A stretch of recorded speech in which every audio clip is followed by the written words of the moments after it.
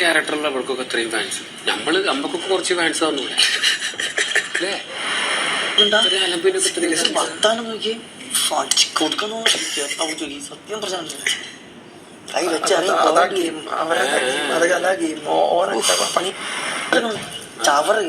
അങ്ങനെ പറയരുത്.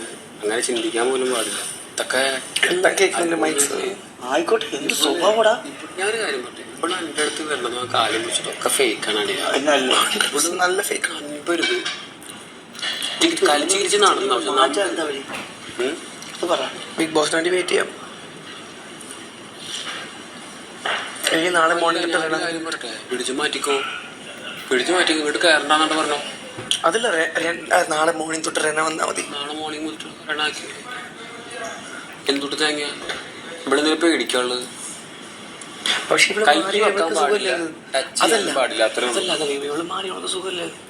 ഇങ്ങനത്തെ ഒരാളെ കിച്ചൺ ടീം ഇടേണ്ട ആവശ്യമൊന്നുമില്ലല്ലോ.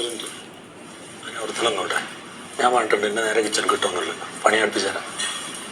അതല്ലല്ലോ പിന്നെ അപ്പൊ എന്തിട്ട് വില മാറ്റണം, അത്രേ ഉള്ളൂ. ഇവിടെ കിച്ചൺ ടീം മാറ്റണം. അത് ശൈത്യം കൊണ്ടുവരണം അവിടെ. തീർന്നു.